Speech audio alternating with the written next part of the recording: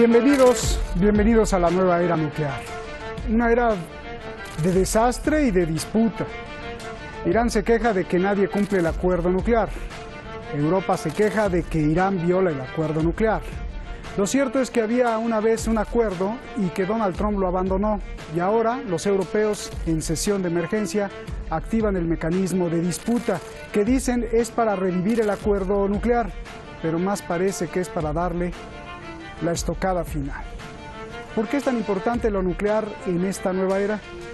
Soy Roberto de la Madrid y desde aquí, desde Irán, donde ya no hay límites para enriquecer uranio, tal como lo informó el presidente, detrás de la razón.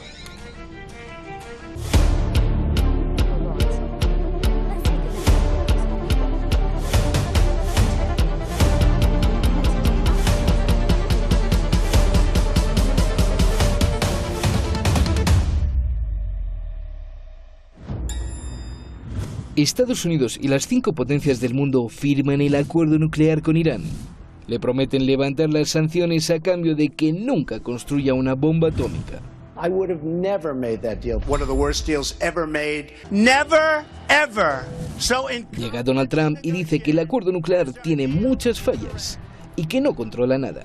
Acusa a Irán de mentir y de perseguir misiles balísticos con capacidad nuclear, de financiar a grupos terroristas y de desestabilizar la región.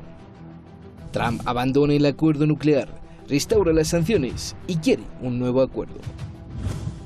Irán dice que es mentira y pide al resto de las potencias que contrarresten las sanciones de Trump. Durante el año pasado, Irán empieza a abandonar sus compromisos del acuerdo nuclear para presionar al resto de las potencias firmantes. Paso 1. Irán deja de vender el excedente de uranio enriquecido y agua pesada. Paso 2.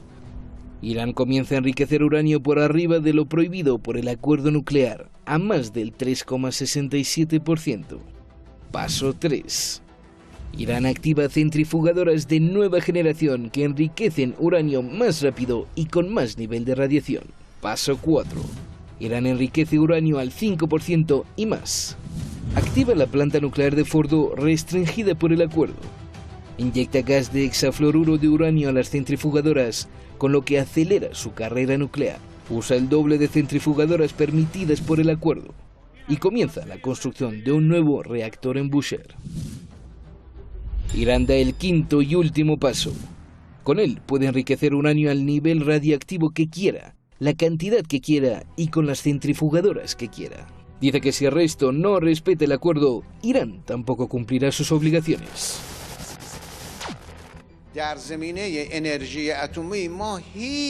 En el campo nuclear nosotros ya no tenemos ninguna limitación para nada. Nuestra situación de la industria nuclear es mucho mejor.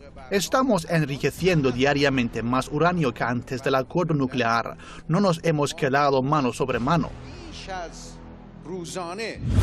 Francia, Alemania y el Reino Unido acusan a Irán de violar el acuerdo. Activan el mecanismo de resolución de disputas.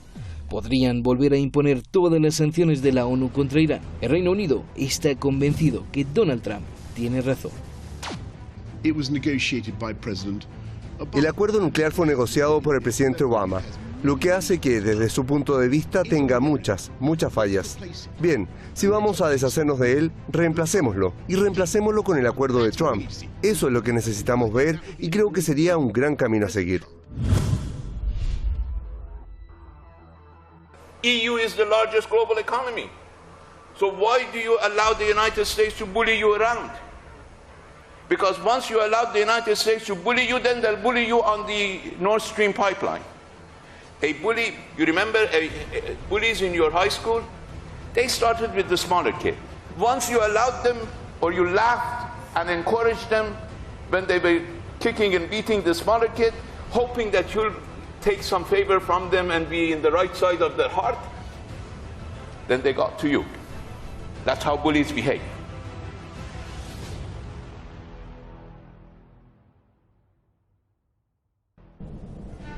Se lo pusimos ahí como en una televisión pequeña porque sin duda parece telenovela, pero solo que aquí es la vida real porque se juega con energía nuclear y con sanciones contantes y sonantes de euros y sobre todo de dólares. Muchas gracias por todos sus comentarios, gracias por preocuparse por nuestro equipo después de esta crisis que acabamos de vivir. Y vamos directamente con nuestros analistas. Ella es periodista y analista especializada en Oriente Medio, África, analista internacional con especialidad además en temas de terrorismo. Beatriz Lluvero, gracias por estar aquí, un placer como siempre. Y tenemos al gran maestro, pensador, estudioso del pensamiento humano y con muchas obras publicadas, el profesor y catedrático Iñaki Gil de San Vicente, analista internacional allá en San Sebastián. Gracias.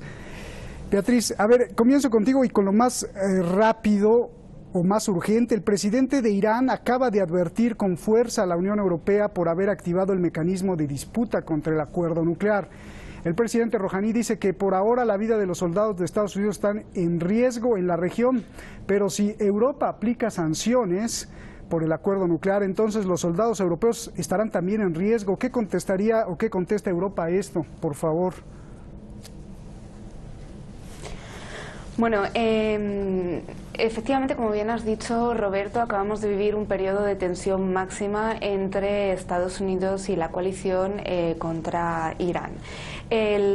Ahora mismo en el terreno en el que nos ubicamos y que al parecer es el que va a proseguir de aquí en adelante, el camino que ha tomado Donald Trump, que pasa por la guerra económica, nos lleva a pensar que básicamente lo que se va a llevar a cabo es intentar asfixiar a Irán de todas. Esto es algo contra lo que, digamos, Europa no está, hacia lo que Europa no está totalmente de acuerdo. De hecho, el alto representante de Naciones de la Unión Europea, Josep Borrell, se ha manifestado bastante cauto en este tema, diciendo que, bueno, él quiere reanudar de alguna forma los diálogos. De hecho, en el momento de máxima tensión lo que hizo fue llamar inmediatamente al ministro de Exteriores Zarif para intentar rebajar el nivel de tensión. No obstante, nos encontramos con 3 países capitales, que son Reino Unido, Alemania y Francia, que son los que de alguna forma han liderado esta nueva carrera de sanciones contra Irán, precisamente por, como comentaremos en el programa hoy, esas filtraciones que se han producido en el Washington Post de que Trump ha amenazado directamente a todos los países de la Unión Europea que intenten de alguna forma mantener el acuerdo nuclear con Irán.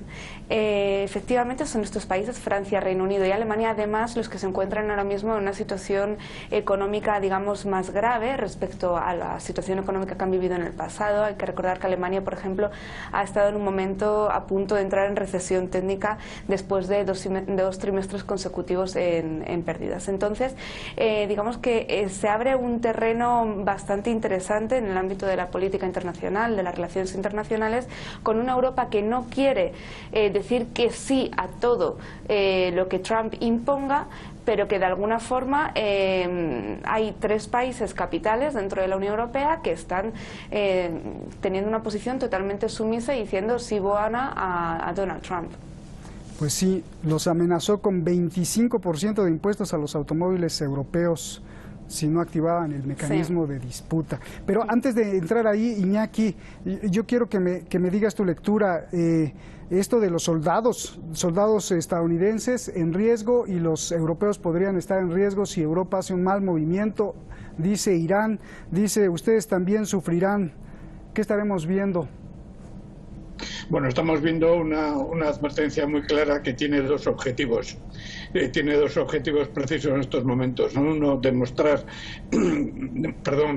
que Irán continúa firme en la defensa de su derecho a tener un sistema de defensa que garantice su independencia nacional y la el proyecto estratégico que tiene, por una parte, pero por otra parte es una medida muy clara, es un mensaje muy claro a lo que está pasando en Europa y en Estados Unidos en estos momentos, ¿no? En Estados Unidos históricamente ha habido una indiferencia fuerte de las clases populares para participar en las guerras imperialistas, tanto en la Primera Guerra Mundial, en la Segunda Guerra Mundial, en Vietnam y en otros sitios. Se tuvo que hacer mucha presión mediática, se tuvo que hacer mucha presión política para, después de acontecimientos raros como, por ejemplo, el bombardeo de Pearl Harbor y otros, motivar una participación preocupación popular en las guerras, ¿no? Podríamos poner muchos ejemplos al respecto, como al acabar la Segunda Guerra Mundial, el grueso del ejército norteamericano lo que pretendía y quería era volver cuanto antes a los Estados Unidos, porque sabía que se estaban preparando proyectos de guerra contra la Unión Soviética, ¿no? También en estos momentos en Europa hay un rechazo muy fuerte a la creación o a la permanencia de Europa dentro de la OTAN y a la creación de un ejército europeo, ¿no? Entonces, la advertencia de Irán lo que está es dirigida no solamente a la estructura política y militar europea y norteamericana, sino a las poblaciones, a los pueblos, para decirles, os movéis vosotros, defendéis vuestro derecho a la paz, no os dejáis manipular, defendéis el derecho de Irán a la paz, o tarde o temprano, si os dejáis manipular, vais a morir por lo que no queréis. Vais a ser carne de cañón de unas estrategias que no os corresponden y que os dañan, ¿no? Es una medida de advertencia y de decir la verdad, y de espabilar o despertar y advertir a los pueblos de Estados Unidos y de Europa que no pueden permanecer pasivos, que no pueden permanecer dormidos, porque en última instancia, y concluyo, serán estos pueblos, no será la burguesía europea ni norteamericana la que muera, serán estos pueblos los que, como en las guerras anteriores, mueran en los campos de lucha, ¿no? Es una advertencia muy coherente y que refleja un humanismo muy claro, es de despertar a los pueblos y decirles: no os dejéis manipular, que al fin y al cabo os van a llevar al matadero y van a hacer de vosotros carne de cañón y no os lo merecéis. Beatriz, el artículo 36 del acuerdo nuclear, más bien la cláusula 36 del acuerdo nuclear, pues establece que si una parte no cumple, bueno, pues la otra en reciprocidad pues tampoco. De esta forma, pues Estados Unidos no solo no cumplió, sino que en su parte pues lo rompió y se fue. Irán ha reducido entonces sus compromisos nucleares hasta dar el último y quinto paso, que es pues ya prácticamente no tener límites en nada. Europa pues se alarma. Yo te pregunto, ¿tienen razón los europeos de acusar a Irán de estar violando el acuerdo nuclear? Vamos a ver, para empezar, esto es un acuerdo que se firma durante la legislatura de Barack Obama y que posteriormente Trump deshace. Es decir, es Estados Unidos quien rompe el acuerdo, no Irán, como se suele decir en los medios, quien está violando el acuerdo nuclear. Es Estados Unidos quien, en primer lugar, no cumple el acuerdo nuclear, decide retirarse. ¿Por qué? Porque quiere un acuerdo nuclear a su medida, a la medida de los intereses de la nueva administración de Donald Trump. A partir de ahí se inicia una carrera mediática sin control alguno contra Irán, acusándole de crear una bomba, de tener un objetivo para crear una bomba nuclear, una bomba atómica. Sin embargo, las evidencias dicen todo lo contrario. Es decir, hasta ahora, hasta los últimos pasos que se han dado a cabo y que nos han dirigido hasta este escenario último de tensión máxima, Irán ha cumplido, según la Agencia Internacional de Energía Atómica, con todos los preceptos dispuestos en el acuerdo, a pesar de que son los socios con los que ha firmado el acuerdo quienes no han cumplido. Es decir, durante todo este tiempo Irán ha seguido siendo sancionada, pese a que se supone en el pacto se iban a retirar las sanciones contra Irán. Por otro lado, además, se ha hablado de que Irán pretende tener una bomba con fines militares. Es decir, no es tan fácil tener una bomba nuclear. Para empezar, Irán, que podría haberlo hecho, es decir, anteriormente a la firma del acuerdo, Irán ha enriquecido uranio hasta el 17%.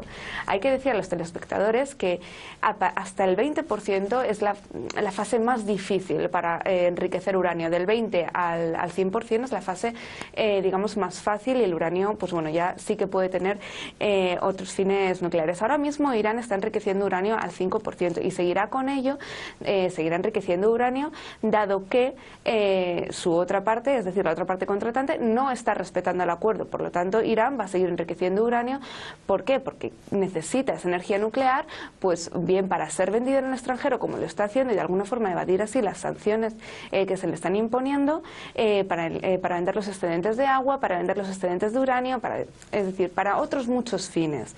Sin embargo, no se está hablando de otro elemento que es capital a la hora de conseguir armamento nuclear, que es el plutonio. Y hay que decir que en todo este proceso Irán modificó, por ejemplo, el reactor de Arak precisamente para evitar ese enriquecimiento de plutonio. ¿Por qué? Porque no tiene unos objetivos militares, no tiene unos objetivos de crear una bomba nuclear. Es decir, Irán no es un país que en medio de la ubicación en donde está geoestratégicamente sea tan inconsciente como para crear una bomba nuclear cuando tiene alrededor bases llenas de armamento nuclear que en cualquier momento pueden ponerse en contra de él. Por lo tanto, creo que a nivel mediático sí que está habiendo una cierta confusión y se está acusando a un país como Irán de violar un tratado cuando realmente es en el año 2018 cuando Estados Unidos decide romper el acuerdo, seguir con las sanciones, pero no solo Estados Unidos, Europa y el resto de países que negocian con Estados Unidos, porque las sanciones no van solo en contra de Irán, van también en contra de todo aquel país que tenga un vínculo comercial con Irán y con Estados Unidos. Por lo tanto, es decir, señores, estamos intentando asfixiar a un país económicamente porque hay una administración que ha decidido que, bueno, que lo que se había firmado anteriormente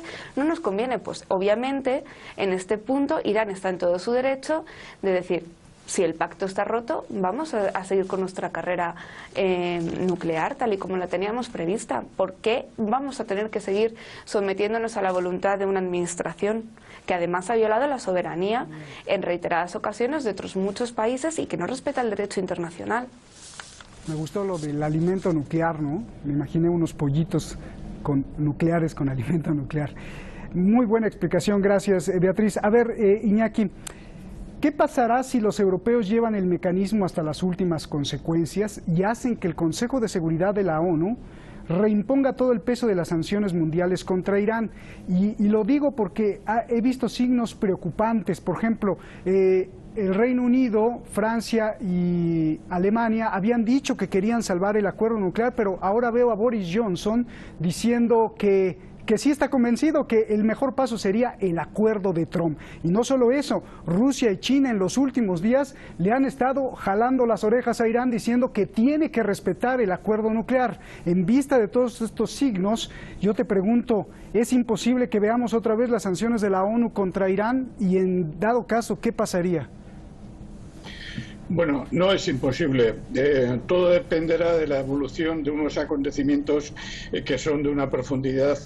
No solamente son problemas de las grandes potencias entre ellas y negociaciones entre ellas, ¿no? También hay un suelo social que se está moviendo a mucha velocidad, muy intensamente, y presiona, ¿no? Hay un suelo social muy fuerte, por ejemplo, en Europa. Si nosotros comparamos la firmeza de Francia y de Alemania en 2003, con el comportamiento de Francia y Alemania, de Macron ahora y de Alemania con respecto a Irán en estos momentos, la firmeza en 2003 con respecto a Irán, vemos un resplandecimiento fuerte de Francia y Alemania con respecto a las presiones norteamericanas, ¿no? Comparadas simplemente con 16 años, ¿no? ¿Qué está ocurriendo? También está ocurriendo un problema serio, y por eso he citado antes, he hablado antes de la sabia medida iraní de advertir a los pueblos de Europa y Norteamérica. Y es que Europa y en Norteamérica están siendo objeto internamente de unas contestaciones sociales, unos movimientos populares bastante fuertes. En la misma Francia, por ejemplo, las huelgas; en Alemania, los movimientos sindicales; dentro de Estados Unidos, el ascenso de luchas de muchas franjas sociales, etcétera, ¿no? Todo esto está llevando al poder en Europa y al poder en Norteamérica a pensar y que no solamente se tienen que enfrentar a Irán por el problema de la energía nuclear, sino que también tienen que avanzar en una dinámica de control mundial para estar en condiciones de sujetar internamente a las clases que se están rebelando internamente, ¿no? Cuando tienen que recurrir a un armamentismo, cuando tienen que multiplicar los gastos militares, cuando tienen que reducir salarios, cuando tienen que mantener las pensiones muy bajas, etcétera, tienen que buscar a la vez unos recursos externos, ¿no? ¿De dónde sacan esos recursos externos, pues en este caso con la cuestión del petróleo, la cuestión del gas y otras muchas cuestiones, las pueden sacar perfectamente de Oriente Medio, ¿no? Y son estos factores de fondo los que están presionando más de lo que presionaban en 2003, ¿no? Entonces, llegando a esa circunstancia, no podemos descartar que siga la situación. Si analizamos también la situación en China y la situación en Rusia, vemos algo parecido, diferente, pero también parecido. Las medidas muy recientes en Rusia para llegar a una administración más eficaz, dando mucho más poder a Putin, ¿no? Los debates internos que hay dentro del Partido Comunista Chino y las movilizaciones y, digamos, el malestar social que hay dentro de China y en parte dentro de Rusia también plantean esas cuestiones. Y cuando una de las medidas de presión económica norteamericana contra Irán afecta directamente a las negociaciones y al trasiego de acero iraní hacia China, pues China tiene que mirar también su situación interna y el empeoramiento de la perspectiva económica mundial, ¿no? En todo este contexto, sí, y voy acabando, en todo este contexto sí se ven que existen condiciones más duras, condiciones más complejas que las de hace 16 años, cuando la guerra de Irak, y precisamente esto nos lleva a ser conscientes de que las posibilidades de un arreglo pacífico se están diluyendo, no porque los pueblos no las quieran, sino porque precisamente las clases ricas de Occidente van viendo que necesitan cada vez más presionar a Irán, y no solamente a Irán, sino presionar también a Irak y presionar a otros países, ¿no? Ya no hablamos solamente de Irán, hablamos de toda la región, ¿no? Yo creo que esto está en juego y, por tanto, sí vemos una tendencia al endurecimiento de las agresiones contra Irak, contra Irán, etcétera, etcétera. Bien, qué bueno que mencionaste eso de China, porque efectivamente China acaba de firmar un acuerdo con Estados Unidos, en donde ya las cosas pues ya se echaron para atrás ambos. En Rusia pues renunció todo el gobierno, dejando solo a Putin. O sea, sí hay muchos signos que pueden, como dices, afectar. A ver, Beatriz, ¿querías decir algo antes de que te pregunte, por favor? Sí, me gustaría puntualizar, efectivamente estoy totalmente de acuerdo con el profesor, pero además creo que hay un trasfondo económico muy importante que tenemos que tratar aquí, y es que, por ejemplo, nos encontramos con Reino Unido con una caída del 0,3% del PIB, con Alemania a punto de entrar en recesión técnica hace unos meses, y con Francia con una inflación de 0,9%. Datos que antes no se habían visto. Además, influye la guerra comercial que se ha producido durante todo este tiempo, sostenido el año pasado entre Estados Unidos y China. Algo que ha repercutido en las bolsas de todo el mundo, y además con un escenario pre-Brexit que por supuesto obviamente va a desgranar o va a provocar una desaceleración económica importante en Europa. Es de ahí la razón por la que Boris Johnson está adoptando esa postura de Trump, que amigos somos, yo te apoyo en todo esto. Pero es que además, en este contexto de máxima tensión que hemos vivido estos días previos, tenemos a una Unión Europea que dice, ojo, nosotros no podemos ir a un conflicto, no podemos ir a una guerra, primero por la situación que tenemos actualmente con la OTAN, porque es verdad que muchos países están planteándose ya, como bien hemos comentado antes, que a lo mejor no necesitamos una OTAN, sino necesitamos más bien un eurocuerpo, mecanismos que ya están en marcha, por cierto. Y por otro lado tenemos al secretario de Naciones Unidas, Antonio Guterres, diciendo que no nos podemos permitir, el mundo hoy en día no se puede permitir ahora mismo una tercera guerra del Golfo.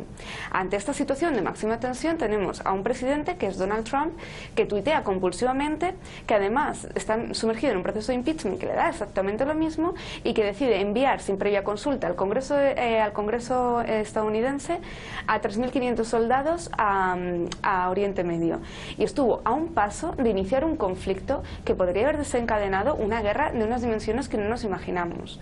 Entonces, en todo este contexto, la Unión Europea, que ha intentado rebajar al máximo la tensión posible, conversando con iraníes y conversando con Estados Unidos. ¿Y esto qué pasa? Por aceptar al final unas condiciones que impone la administración estadounidense y que Europa va a llevar a cabo sin importarle la sociedad iraní y la asfixia económica que está infligiendo en la sociedad iraní. Es decir, en Irán las sanciones han supuesto pérdidas de 100.000 millones de dólares en ingresos, tanto por inversiones como por petróleo, una inflación nunca vista hasta ahora y una devaluación de la moneda del 60%.